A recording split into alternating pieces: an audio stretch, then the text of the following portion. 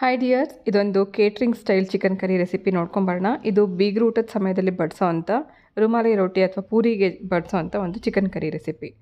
So ಇದಕ್ಕೋಸ್ಕರ ಮೊದಲು ಅರ್ಧ ಕೆ ಜಿಯಷ್ಟು ಚಿಕನ್ ಕ್ಲೀನ್ ಮಾಡಿ ಇಟ್ಕೊಂಡಿರೋದಕ್ಕೆ 1 ಕಪ್ಪಷ್ಟು ಮೊಸರು, ರುಚಿಗೆ ತಕ್ಕಷ್ಟು ಉಪ್ಪು, ಸ್ವಲ್ಪ ಖಾರಕ್ಕೆ ಅಚ್ಚ ಖಾರದ ಪುಡಿ, ಅನಂತರ ಸ್ವಲ್ಪ ಅರಿಶಿನ, ಸ್ವಲ್ಪ ಜೀರಿಗೆ ಪುಡಿ ಹಾಕಿ ಚೆನ್ನಾಗಿ ಈ ಮಸಾಲೆ ಚಿಕನ್ಗೆ ಕಲಸಿ ಒಂದು ಅರ್ಧ ಗಂಟೆ ಇದನ್ನು ಪಕ್ಕದಲ್ಲಿ ಇಟ್ಬಿಡಬೇಕು.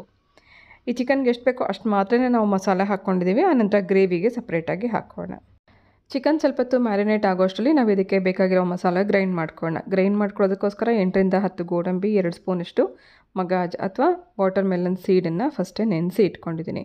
ಇದ್ರ ಜೊತೆಗೆ 3 ಟೊಮೆಟೊ ಕಟ್ ಮಾಡಿ ಇಟ್ಕೊಂಡಿದ್ದೀನಿ. ಹಾಗೆ 2 ಈರುಳ್ಳಿ ನಾನು ತೊಗೊಂಡಿದ್ದೀನಿ. ಒಂದನ್ನು ರುಬ್ಕೊಳ್ಳೋಣ, ಇನ್ನೊಂದನ್ನು ಒಗ್ಗರಣೆಗೆ ಹಾಕೋಣ. ರಫಾಗಿ ಕಟ್ ಮಾಡಿ ಇಟ್ಕೊಂಡಿರೋಂಥ 1 ಈರುಳ್ಳಿನ ಮಿಕ್ಸಿ ಜಾರಲ್ಲಿ ಹಾಕ್ಕೊಂಡು ಇದ್ರ ಜೊತೆಗೆ ಟೊಮೆಟೊ ಹಾಗೆ ನೆನೆಸಿಟ್ಕೊಂಡಿರೋಂಥ ಗೋಡಂಬಿ ಮತ್ತು ಮಗಾಜನ್ನ ಹಾಕಿ ಸ್ವಲ್ಪ ನೀರು ಹಾಕಿ ನುಣ್ಣಗೆ ಇದನ್ನು ರುಬ್ಬಿಟ್ಕೊಂಡ್ರೆ ಮಸಾಲ ರೆಡಿ ಆಯಿತು. ಈ ಗ್ರೇವಿ ನಾವು ಕುಕ್ಕರಲ್ಲೂ ಮಾಡ್ಕೋಬೋದು ಅಥವಾ ಬಾಣಲಿನಲ್ಲಿ ಅಥವಾ ಓಪನ್ ಪಾತ್ರೆನಲ್ಲಿ ಕೂಡ ಮಾಡ್ಕೋಬೋದು. ಕುಕ್ಕರಲ್ಲಿ ಮಾಡೋದ್ರಿಂದ ಟೈಮ್ ಕೂಡ ಸೇವ್ ಆಗುತ್ತೆ, ಗ್ರೇವಿನೂ ರುಚಿ ಚೆನ್ನಾಗಿ ಬರುತ್ತೆ. ಮೊದಲು ಕುಕ್ಕರ್ ಬಿಸಿಗೆ ಇಟ್ಕೊಂಡು ಅದರಲ್ಲಿ 2 ಟೇಬಲ್ ಸ್ಪೂನಷ್ಟು ಎಣ್ಣೆ ಹಾಕಿ, ಎಣ್ಣೆ ಬಿಸಿ ಆದ ನಂತರ 1 ಈರುಳ್ಳಿ ನಾವೇನು ಆವಾಗಲೇ ಉಳಿಸ್ಕೊಂಡಿದ್ವಿ ಅದನ್ನು ಸಣ್ಣ ಕಟ್ ಮಾಡಿ ಹಾಕಿ ಸ್ವಲ್ಪ ಹೊತ್ತು ಇದನ್ನು ಟ್ರಾನ್ಸ್ಪರೆಂಟ್ ಆಗೋವರೆಗೂ ಹುರ್ಕೋಬೇಕು. ಈರುಳ್ಳಿ ಹುರ್ಕೊಂಡ ನಂತರ ರುಬ್ಬಿಟ್ಕೊಂಡಿರೋಂಥ ಮಸಾಲೆ ಸ್ವಲ್ಪ ನೀರು ಹಾಕಿ ಫಸ್ಟ್ ಇದನ್ನು 1 ನಿಮಿಷ ಕುದಿಸ್ಕೋಬೇಕು. ಇದು ಕುದಿಯುವಂಥ ಟೈಮಲ್ಲೇ ಗ್ರೇವಿಗೆ ಬೇಕಾಗೋಷ್ಟು ಮಾತ್ರ ಉಪ್ಪು ಹಾಗೆ ಸ್ವಲ್ಪ ಶುಂಠಿ ಬೆಳ್ಳುಳ್ಳಿ ಪೇಸ್ಟ್, 1/4 ಸ್ಪೂನಷ್ಟು ಅರಿಶಿನ, ಸ್ವಲ್ಪ ಗರಂ ಮಸಾಲ, ಸ್ವಲ್ಪ ಜೀರಿಗೆ ಪುಡಿ ಹಾಕಿ ಮಿಕ್ಸ್ ಮಾಡ್ಕೊಂಡಿದ್ದೀನಿ. ಆನಂತರ 1 ಕಪ್ಪಷ್ಟು ಹಸಿ ಬಟಾಣಿ ಹಾಕಿ ಮಿಕ್ಸ್ ಮಾಡ್ಕೊಳ್ಳೋಣ. ನಾವು ಚಿಕನ್ಗೂ ಕೂಡ ಮ್ಯಾರಿನೇಟ್ ಮಾಡುವಾಗ ಉಪ್ಪು ಖಾರ ಇದೆಲ್ಲ ಹಾಕಿರ್ತೀವಿ. ಈ ಗ್ರೇವಿಗೆ ಬೇಕಾಗಿರೋಷ್ಟು ಮಾತ್ರ ನಾವು ಉಪ್ಪು ಖಾರ ಮಸಾಲೆಗಳನ್ನು ಆ್ಯಡ್ ಮಾಡ್ಕೋಬೇಕು. ಮ್ಯಾರಿನೇಟ್ ಮಾಡಿ ಇಟ್ಕೊಂಡಿರೋಂಥ ಚಿಕನ್ ಹಾಕಿ ಈ ಮಸಾಲೆ ಜೊತೆಗೆ 1 ನಿಮಿಷ ಕುದಿಸ್ಕೊಳ್ಳೋಣ.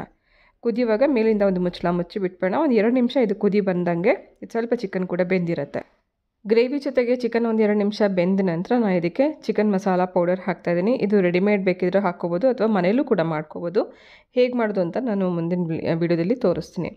ಸೊ 2 ಸ್ಪೂನಷ್ಟು ಚಿಕನ್ ಮಸಾಲ, ಸ್ವಲ್ಪ ಕಸೂರಿ ಮೇಥಿ ಹಾಕಿ ಚೆನ್ನಾಗಿ ಇದನ್ನು ಮಿಕ್ಸ್ ಮಾಡಿಕೊಂಡು ನಾವು ಈ ಟೈಮಲ್ಲಿ ಬೇಕಾದ್ರೆ ಟೇಸ್ಟ್ ಚೆಕ್ ಮಾಡ್ಕೋಬೋದು. ಉಪ್ಪು ಖಾರ ಏನಾರು ಕಡಿಮೆ ಇದ್ದರೆ ಟೇಸ್ಟ್ ಚೆಕ್ ಮಾಡಿಕೊಂಡು ಬೇಕಾದರೆ ಹಾಕಿ ನಂತರ ಒಂದು ಸತಿ ಮಿಕ್ಸ್ ಮಾಡಿ ನಮಗೆ ಗಟ್ಟಿ ಬೇಕಾ ಅಥವಾ ಇನ್ನು ಸ್ವಲ್ಪ ನೀರು ಬೇಕಾ ನೋಡ್ಕೊಂಡು ಹಾಕ್ಕೊಂಡು ಲಿಡ್ ಕ್ಲೋಸ್ ಮಾಡಿ 2 ವಿಸಿಲ್ ಕೂಗಿಸ್ಕೊಂಡ್ರೆ ಆಯಿತು. ಇದನ್ನು ರುಮಾಲಿ ರೊಟ್ಟಿಗೆ, ಪೂರಿಗೆ, ಚಪಾತಿಗೆ, ಅನ್ನಕ್ಕೆ ಎಲ್ಲದಕ್ಕೂ ಸರ್ವ್ ಮಾಡ್ಬೋದು. ತುಂಬ ಚೆನ್ನಾಗಿರುತ್ತೆ. ಇದೊಂದು ಸೆಮಿ ಕನ್ಸಿಸ್ಟೆನ್ಸಿ ಇರುವಂಥ ಗ್ರೇವಿ.